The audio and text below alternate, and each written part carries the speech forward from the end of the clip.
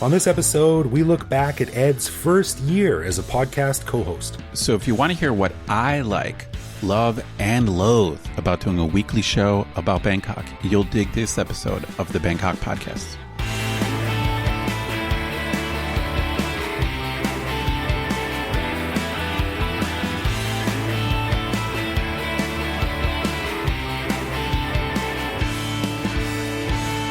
Sawadee krap, and welcome to the Bangkok Podcast. My name is Greg Jorgensen, a Canadian who followed a friend to Thailand in 2001 and is now compiling a list of the best indoor playgrounds in Bangkok because that's all my kid seems to want to do. And I'm Ed Knuth, an American who came to Thailand on a one-year teaching contract 17 years ago, fell in love with trying to figure out exactly what the Thai law says about almost everything, and I never left. We want to say a quick thank you to one of our patrons, Wes Haas, who supports us at the show shout out level. Stick around after we're done celebrating my one-year anniversary as host, I should really say co-host, as co-host of the podcast, to hear why Wes has to be careful speaking Thai, lest he find himself on the bad end of a beating from a Thai street vendor. I promise that's an interesting story.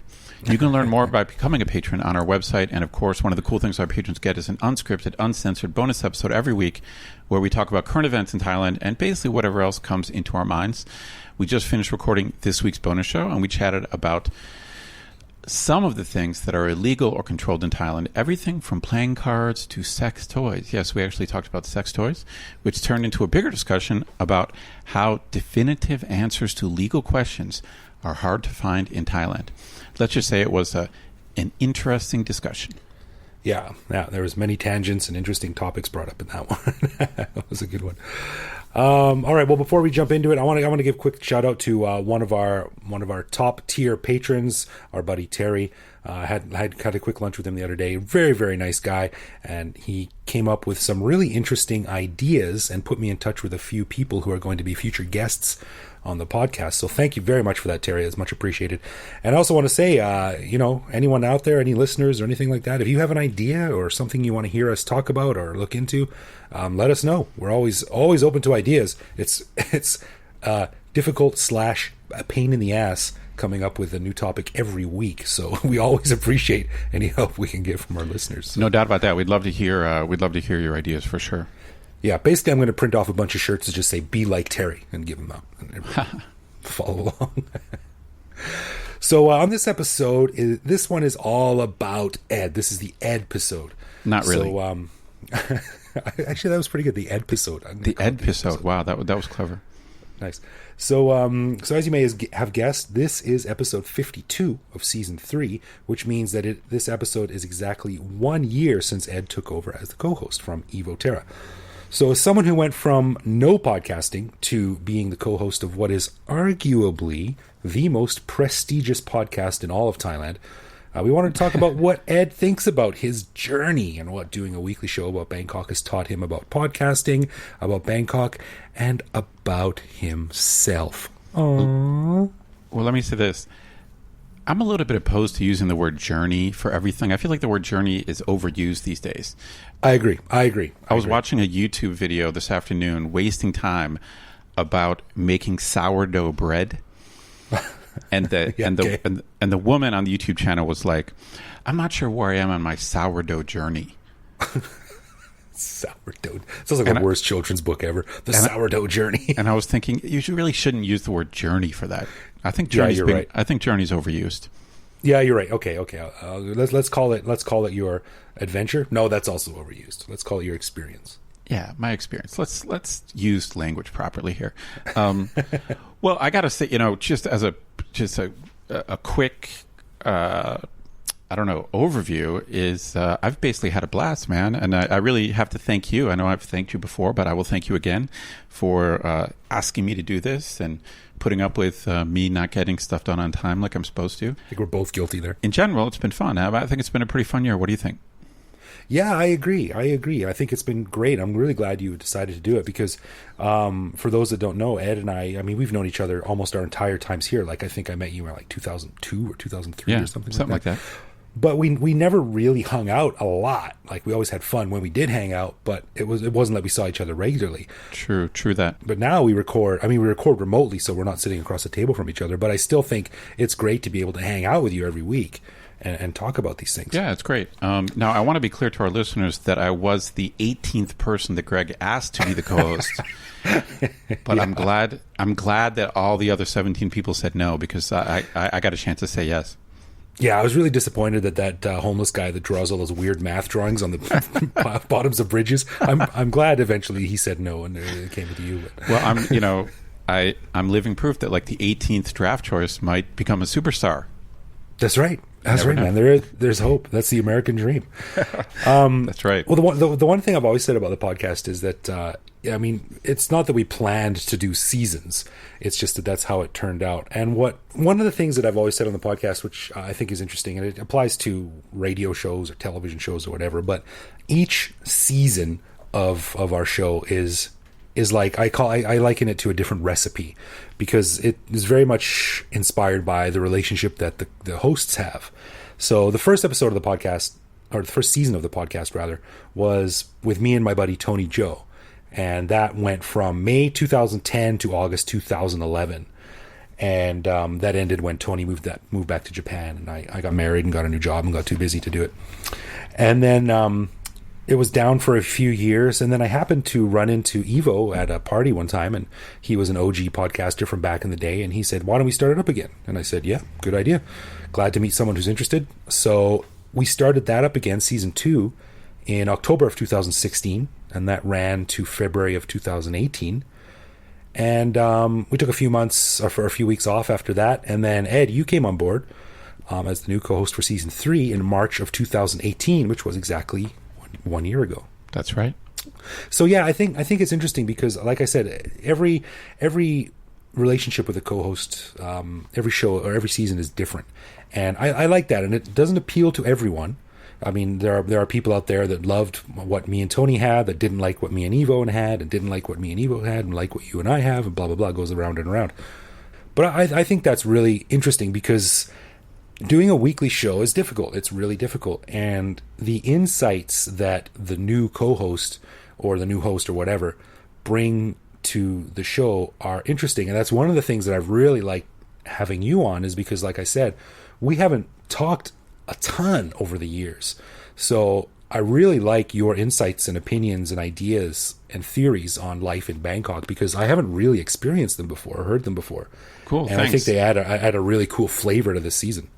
Yeah, I mean, even though we got here roughly the same time, like we've followed different paths, we work very different types of jobs.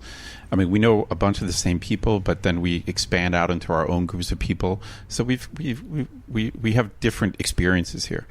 Yeah. I mean, you've got a son. I don't have kids, so we followed somewhat different paths. But I wanted to ask you: do you feel like you change what you do based on the co-host, or do you feel like you just do the same thing and the co-host just adds different flavor, or do you have to change your shtick, your thing?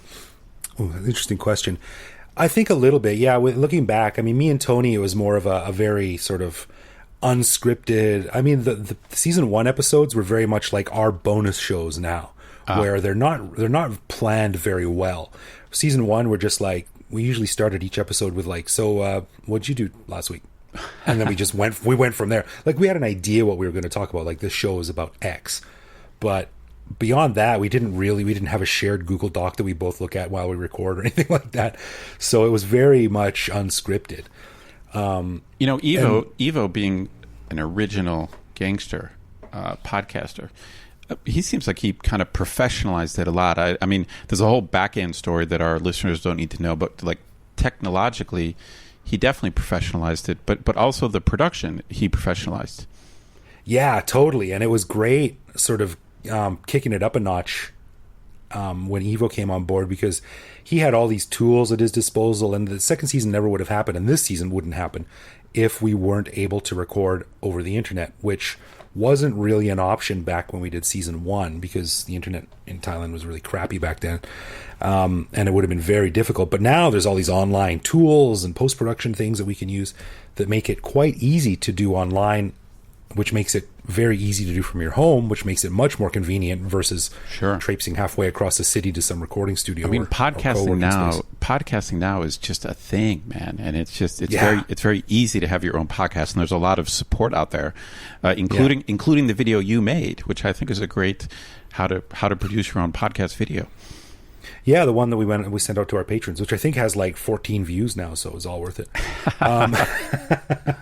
But it was interesting because Evo was like, Tony and I used to sort of meet and go, okay, what are we talking about? Blah blah blah. But when Evo started, it was kind of like when you go to a really good school for the first time. You're like, I got to bring my A game here, because Evo had like, first we fill out all this information, and then we have to do this, and then we have to do this metadata and use this program for this. And I was like, oh wow. So he really professionalized the technological side of things. But dealing with Evo, like me and him had very sort of like very quick back and forth banter. So that was very, very different from Tony and I as well. And I had to sort of, again, bring my A game, and I had to be really on the ball talking to Evo, because I knew it was just going to be a joke.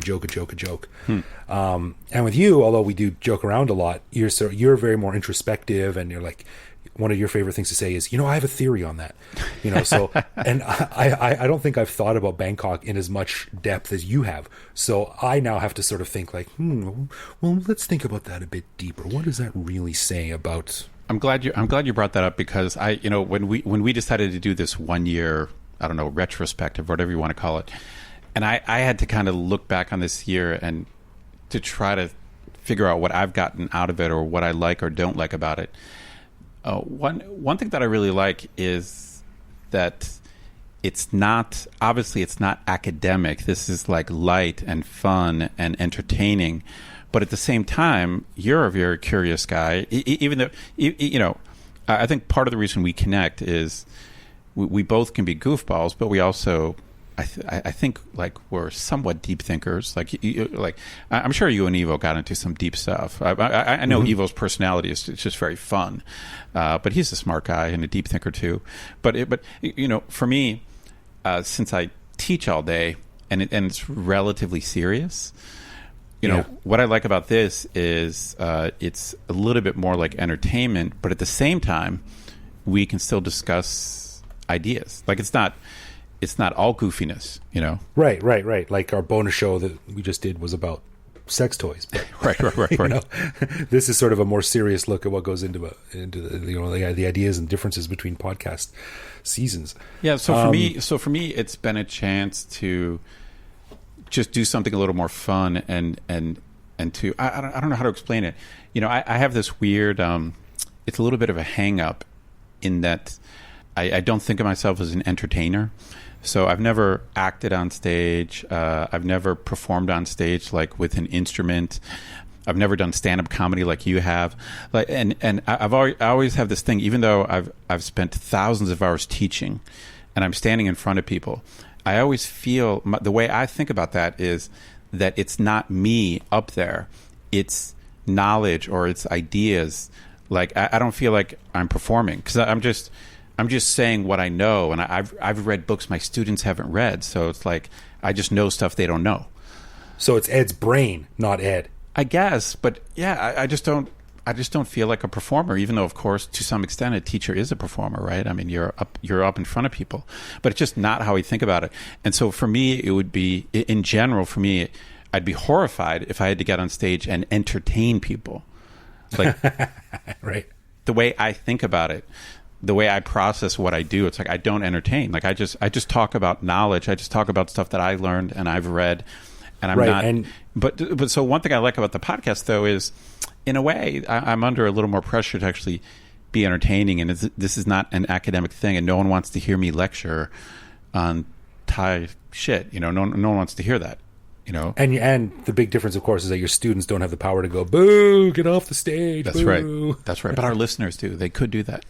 They could, yeah. Boo, click, turn us off. Yeah. So I hope, I mean, what do you, honestly, like, do you think I get too academic on the show? Like, no, not at all. And like I said, I like that you sort of challenge me to think about theories about Bangkok and look deeper, because it's Bangkok is such a weird place, because it's one of those cities where you can bounce in and out in a week or a couple of weeks and have a great vacation and only see the surface. But one of the whole reasons that we started the podcast and why I started my blog is because that, if you asked most people, I think, in Western countries who have never been here, what's your opinion of Thailand? They'd be like, oh, whores, temples, and beaches, But there's so much more here, and it's a city that deserves a much more deeper look and investigation than I think most people give it.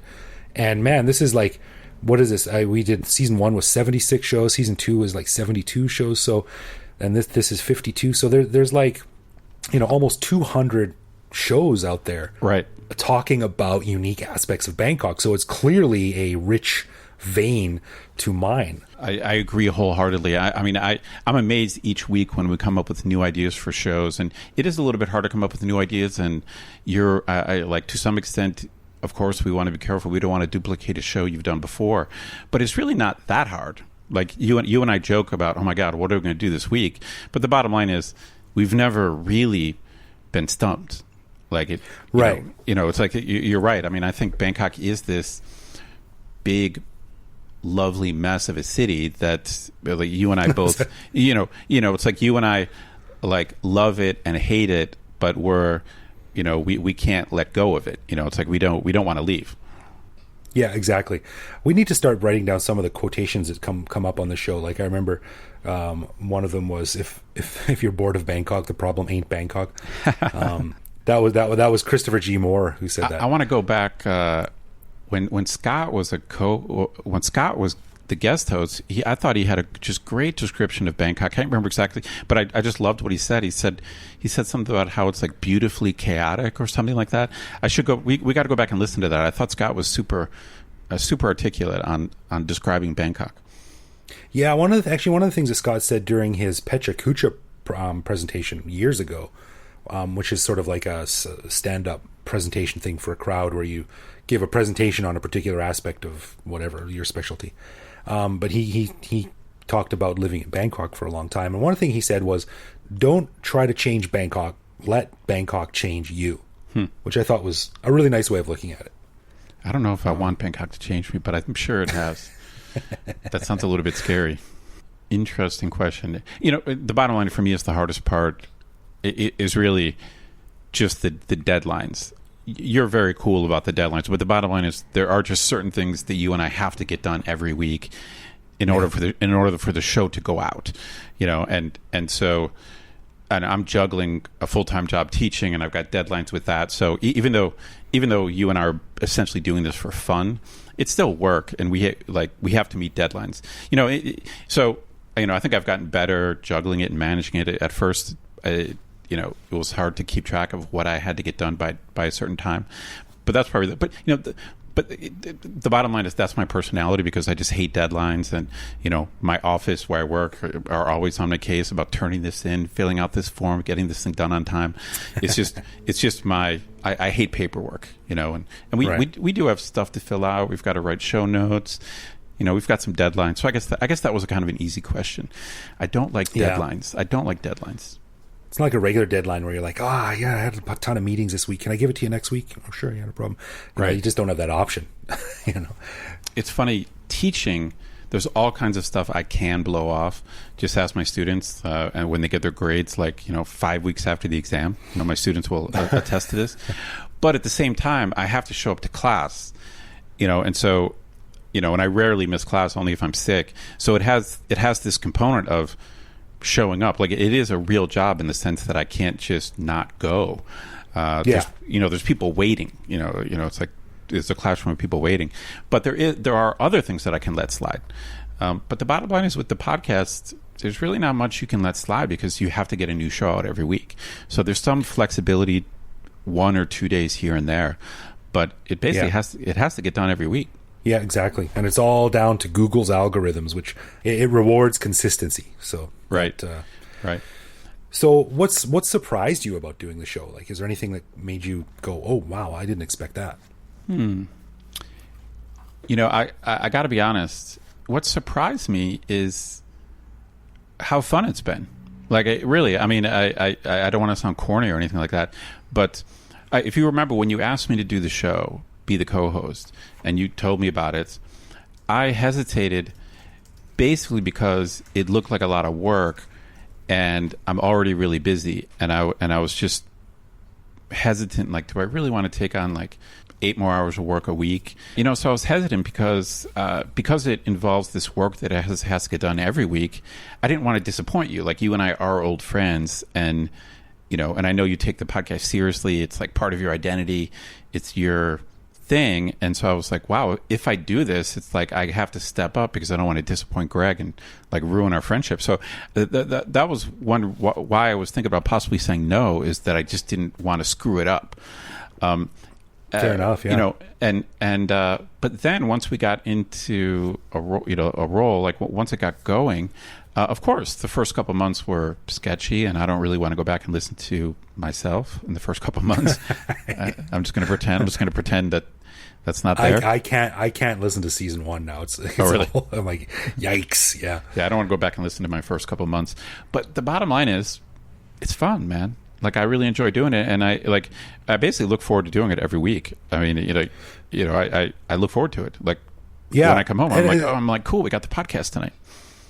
It's funny you say that, because when Evo suggested we do it for season 2, he's like, let's start up the podcast again. I was like, I don't know about that, because I just don't have the time to meet you every week. And Evo said, we don't have to meet. We can do it on the internet. Look at this and this and this. And I was like, oh wow, I can do it from home. Okay, well, still, like, and at first, I don't think I've ever said this, but I think I really pushed hard to make it like a bi-weekly show, like twice a month. Oh, really? Every 2 weeks we would do a show. Yeah, I'm like, because I was like, I just don't think I can commit to doing a weekly show. I'm not sure. Like, right. Season 1, I had no kid. Season 2, I had a kid. So I'm like, I don't know how this is going to work, But he was like, come on, let's try it weekly for a while and see how it goes. And I was like, oh, okay. So I was really hesitant too. But yeah, it worked out, and it quickly just becomes something you do. I think the weekly aspect of it is key for us, because it just keeps it kind of live, and it keeps us on our toes, and it forces us to be spontaneous. The bottom line is, doing a show every week, we just can't plan everything. Yeah, so that's right. We just can't. And I think most podcasts do not come out every week, and obviously some do, but a lot of podcasts are once a month or once every 2 weeks, and I think they tend to be more planned out and scripted, whereas of course we have a plan, we have kind of a semi-script, but I like the spontaneity of what we're doing. It makes me feel, how do I say it? It's like, I don't know, it's like I think I've got more confidence in my ability just to, like improvisation. It's like I've never done improv. Honestly, that's really what we're doing. I mean, we have a rough plan, but we don't have a script. Like I think a lot of podcasts actually have scripts. Pretty much. And it's interesting too, because it sort of refreshes your relationship with Bangkok, and how you think of Bangkok, and how you think of yourself as an expat, because like very few people talk about Bangkok this much. You're right. Well, that was, it was funny.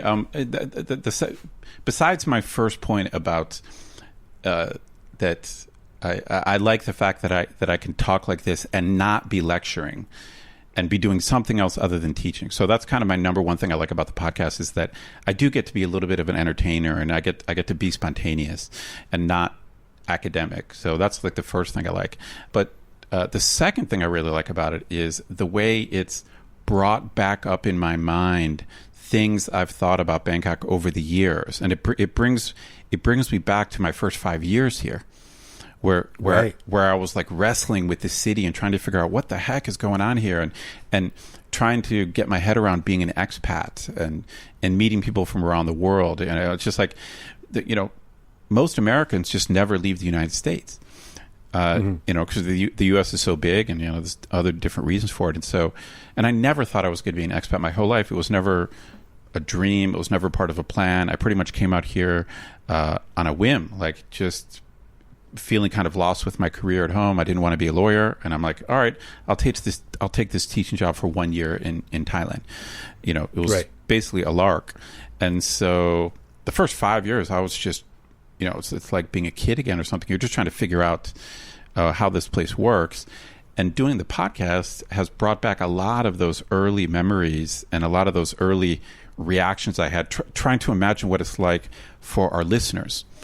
for either tourists or re-tourists or new expats. Well, speaking of reactions of people, what have been some of the reactions that you've gotten as you sort of over the past year have told people, oh, by the way, I'm doing this show now, or oh yeah, I do this podcast? Like, what do people think about that? Well, it's funny you mentioned that, because the podcast is about the only new thing in my life. What I've noticed, as you get older and you kind of settle into a career. So I've worked at my university for 10 years. So when I see people who I haven't seen in a while and they say, what's up? I basically usually have nothing, because I don't have kids. I think the normal thing, when you have kids, you have something new to talk about every week. It's like your kid did this, your kid graduated, your kid, whatever. And you don't have kids. If you don't have kids and you work the same job, and I'm also married, so it's like I've got nothing. I got nothing. Like, so when I bump into people, it's not like you can say, oh, I met this great new girl or anything like that. No, seriously, I run into people who I haven't seen for 5 years, and I'm like, yeah, working the same job, still married. It's all good. That's it. That's all I got. Yeah. That's all I got. But the podcast has given me something to say. I've actually, a couple times, I've just said to people, yeah, same job, same wife. And then I've remembered, oh, wait a minute, I've got the podcast. Yeah, I'm doing the podcast. Right. So people are actually kind of into it. People are surprised, because a lot of these people are old friends who I've known for a long time, who just didn't realize I was co-hosting it. They know that you're the host, but it's just they haven't got around to it, or they haven't listened this year or whatever. And so a bunch of people our friends, a bunch of people that we know, have been kind of surprised. Like, oh, wait a minute, you're doing that with Greg? I'm like, yeah, check it out. And That's awesome. I've pulled a bunch of our friends into watching. I just got a message from someone we know and saying that they finally got around to listening. Yeah, so I think people have been pretty surprised. I don't know if that means people didn't expect I would be the kind of guy to do it. I don't know. But people do. They go back to like, hey, did you hear about Ed? He's doing something interesting now. Yeah, they're like, Ed's actually doing something different with his life. Yeah, I don't know. People do seem kind of surprised that I'm doing it. I don't know why. I think a lot of it is, or at least part of it, is that podcasts, for whatever reason, for me, for a million reasons, are just not a huge thing. Like, people know what a podcast is, but it's like kind of like being like if I said, oh yeah, I'm a shortwave radio operator, people would be like, oh yeah. Like, I know what that is, but I have no experience with that whatsoever. I kind of get the same vibe from people when you tell them I do a podcast. Like, oh, I know what a podcast is, but I've never listened to any podcast. Yeah, that's true. And I mean that's industry wide. That's not just Bangkok or Thailand. Yeah, I think right. Most people don't know what goes into doing. Even if they listen, they don't really know what goes into making a podcast. And when you tell them you're doing one, they don't really know what kind of questions to ask. You are kind of you are kind of dropping like some new thing on them. Anyway, I was going to say I have one last question for you. All right. You created this podcast, and originally you had a vision for what it was going to be. Like, you have a goal for what you want the podcast to be. And I'm just curious if that vision has changed over all these years. I know the co-host has changed, and that adds different flavor. But are you still trying to do the same thing you were doing before? Man, here you are again with all your deep questions that make me think about my inner. That's interesting. Actually, you know what? I don't think it has. I think our thesis, our mission statement has been the same from the beginning, and that's just to give people an accurate representation of what it's like to live as an expat in Bangkok. And obviously we don't claim to represent every expat in Bangkok. There are sexpats, there are teachers, there are, people here making $1 million a month. Right. And I don't know what their lives are like, but I think for the average just sort of person who's here trying to balance like figuring out Bangkok with their own life, I think we just wanted to sort of say, hey, this is what's going on. This is how we observe the city and Thailand and the culture and how we make sense of it. And I think that's been largely the same. We just want to sort of give people who are interested in Bangkok an idea of what it's like to live here. And it's a pretty, like, it's a no bullshit answer. Like, we don't have any ulterior motives, or we don't have any sponsors. We're not trying to please like a corporate overlord or anything like that. It's just two guys chatting about life. And I think that's what it's always been about. And it's couple of changes here and there, but nothing. Well, to be honest, I'm glad you answered that way. I didn't know what you were going to say when I asked that question, and I have not listened to all the past episodes, from season 1 and season 2. But when I do listen to them, it obviously has a different feeling. The co-host is a different feeling, and it all depends on what the topic is and if there's a guest and all that kind of stuff. But I really do feel like you've stuck to the same vision. Like I agree. I feel like it's kind of stable, and maybe that's why you've built up an audience. Like you have a formula that has more or less succeeded, and you've stuck to it. Yeah, I guess so. And it's it's like whenever I think I have the same approach to the podcast as I do with my life. Like, I don't know, I'll just keep doing this and see what happens. I've got no long-term plan. This makes me think about the Arnold Schwarzenegger biography I read when I was like 22. It's like, you've got to have a plan for your life. Make a 5-year plan. I was like, yeah, that sounds like a good idea. I've never made a 1-year plan. But I think, like I said, Bangkok is such like an endlessly rich mine of ideas and concepts and conversations that's the only thing it needs to be about. We don't need to go deeper than that. Just what it's like living here, and it's constantly new and it's constantly refreshing. I mean, we just had the election, and we're going to see what's happening with that. Fingers crossed that everything works out okay. I guess that's maybe a kind of a final insight. I guess this might be the third thing I really like. And we've obviously talked about this before, but I like your kind of target tone for the podcast, which is, at some point early on, you said this to me, and we could have been talking to Evo, and you kind of said something like, we don't want it to be a show where all we do is rip on Thailand. We don't want to be these obnoxious expats. We don't want to be that. Right. But at the same time, we want to be honest and straightforward, and we will criticize Thailand, Thai culture, and Thai people when it's appropriate. We don't want to shy away from doing it, but we don't want the show to be a negative thing, because we live here, and the bottom line is we love living here. We're having a blast. Yeah, exactly. And then on the other hand, we also don't want it to be, there's a group of expats that I think are best called like Thai apologists. And these are like these are the expats who don't tolerate any criticism of Thailand, and it's like they kind of adopt this attitude that like most expats don't understand Thailand the way they do. And they're just, it's like they're constantly defending Thailand as if nothing's wrong with Thailand, and Thai people never make mistakes, and Thai culture has nothing weird about it. And we don't want the podcast to be that either. Like, so I like the fact that like you've managed to create this tone where we do speak openly and honestly about where we live, but we're also open and honest about how much we like it too. Yeah, we love it here, and if we didn't, we wouldn't be here. But every country, every culture, every group of people, every system, every whatever you call it, is, criticism of each one of those is valid from a certain point of view. Like, nothing's perfect. Nothing is perfect. And I think after 2 decades here, almost each, I think we've built up enough street cred where we can honestly say, like, hey, this is what we think, and we're allowed to say that. Heck yeah.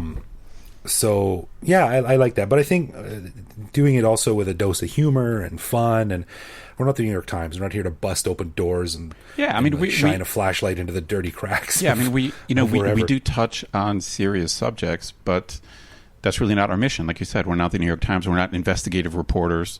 This is not a political pundit show, although we do talk about it sometimes.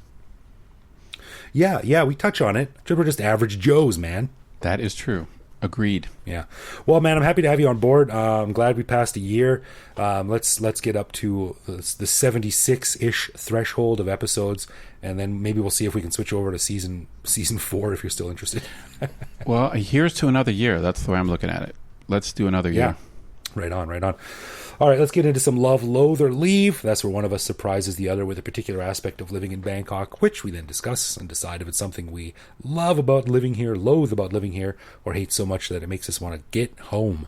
So this week, it's over to you. All right, now, this is actually something that really bothers me, but this might not bother you or really almost anyone else. but it's Okay. it's one of my pet peeves. Greg, what do you think about the number of food courts where you have to buy like a card and put money on a card? I call me crazy, but I think Bangkok has more of those than definitely anywhere else I've ever lived. Like, those things do exist in the States, but I feel like there's food courts everywhere. I was at Fortune Town today. I wanted to get some noodles. Got to get a money card. And for me, it's just a pain. And I'm always afraid I'm going to forget to get the money back. And I'm always finding old cards in my bag from like 3 months ago. What's your take? Interesting. What's your take on all these food courts? Specifically the food courts that use the cash cards. Yeah. Food courts with cash cards. Solid love. Really? Solid love for me. Really? Yeah. Because I think the alternate is, you're lining up. You got to give. The guy says that's 112.75 baht. You give him 120, and then he has to give you change. And you're holding your tray with the food on it and the drink on it. And then you got to put the change in your pocket or whatever. Like, it's just too much of a pain in the ass. I would much rather just give the guy a card and he swipes it and give it back to me. Do you always remember to return your card? No, I don't. Yeah. I don't. But I think that occasional 30 or 40 baht loss is worth the consistent inconvenience of having to deal with change and carrying trays and stuff. Interesting. Like that. I wonder how much money those food courts make from like unreturned money. That would be really interesting to find out. Probably, and one reason why there's so many food courts is it's probably a way they make a profit. A 20% bonus from people who don't return their cards. That's interesting. Yeah, it's got to be huge because it's just easy to stick it in your pocket and sit down and eat and talk, and then you're out. I got to go loathe. Maybe just because I'm particularly forgetful and I'm always finding those cards. So like, at least I've gotten in the habit of when I put money on the card, I always put the minimum I think I'm going to need. Because I don't want to leave. I'm not like, hey, 500 baht. I'm not like that. Right. That's the trick, is you got to have some familiarity with the price of dishes that you think you're going to like and what particular food court you're in. Like, if you're going to eat at the food court at Fortune Town, it's probably going to be cheaper than the food court at Paragon, So you don't want to go up and say 1,000 baht on this card, please, because then you're just going to screw yourself. But you think of like, oh, this dish will probably cost this and this and this, so I'm going to throw an extra 40 on there just to make it safe. So, well, I still got to go. I still got to go loathe. Yeah, I love it. I think it's a good system and makes it easier for me overall. Okay, you're confused, but anyway, you're entitled to your opinion. You're entitled to your opinion, even though it's wrong. That's right. That's pretty much right. So, as we mentioned at the beginning of the show, we'd like to say thank you to Wes Haas for lending us his support at the show shout-out level. Greg, what did you find out about Wes? Well, Wes is one of our faithful listeners, and I was chatting back and forth with him a few weeks back, and he sent over some really neat material that we'll probably do a show on at a later date regarding Thai mythology. Like I was saying earlier about my lunch with Terry, he gave us a great idea for a future show, so thanks for that, Wes. But Wes is like most of us. He is a student of the Thai language. And he says he learned a lot of things from the podcast, like the phrase "arai wa," which, is sort of... So rough. Like, that's very rough. Don't repeat that. Listeners, don't repeat that. Yeah, exactly. And that's the thing. He said he got a lot of trouble with his lady after saying that. But that's the thing that always pisses me off here is that Thai people could say that. And then as soon as I say that, everyone, like, the record scratches. Yeah. And everyone in the office looks at me, It's pretty harsh. It basically, for those who don't know, it basically means like, what the fuck? Yeah, but that's pretty much what it is. Yeah. It. So, like me, Wes knows the pain of trying to speak Thai, but having everything mean something filthy because of tones. Yes. And the one thing that we've said multiple times on the show is that Thai is a particularly confusing language because if you say the word wrong, it's often not an innocent mispronunciation. That's right. It means something dirty. That's absolutely right.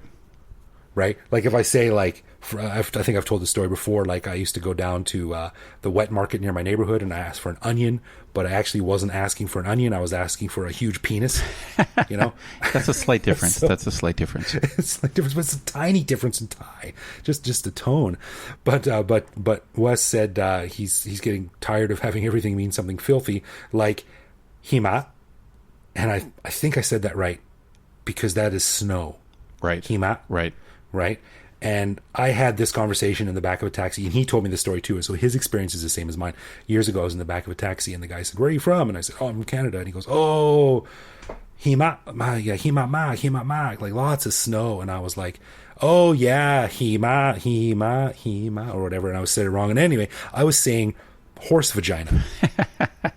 Because I was mispronouncing the word. So I was like, yeah, horse vaginas everywhere, like up to your knees, just horse vaginas, so cold. And this taxi driver was looking at me. So Wes has gone through the same struggle that I have. I sympathize. I can totally sympathize. Yeah, but he said, I'm still learning, and that means I get to play the dumb farang card. There you go. I will miss that card once it goes. No doubt. Yeah, Wes, man, we agree with you. And like, we've been here almost 20 years, so it's getting progressively more difficult to play the dumb farang card as you're here, and you've just got to plead ignorance. So, so yeah. So Wes, thanks for the support, man. We really appreciate it. And when you're over here, we can get together, have a beer, and talk about how I tell the story about how I told a guy I stepped on a sea urchin and instead said something horribly filthy, which had him laughing instead of looking at the injury on my foot. So we feel your pain. No doubt. All right, before we head out, a big shout out to our patrons who lovingly take the place of annoying ads and sponsors, for which we will be eternally grateful. If you want to learn more, just head to bangkokpodcast.com/support. And if you want to get in touch with us, it's easy. Bangkok Podcast on social media, bangkokpodcast.com on the web, or simply bangkokpodcast@gmail.com. We are very polite. If you write, we will answer. Yeah, you can also find us online where we post each episode and carry on conversations with our listeners if they have questions or comments. You can also reach out to me directly on Twitter where I am BKK Greg. So thank you for listening, everyone, and we'll see you back here next week. See you next week.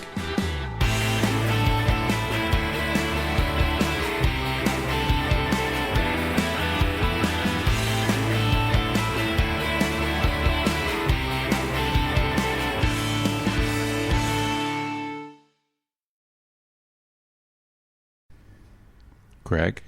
Yeah. Is it my cue to say it?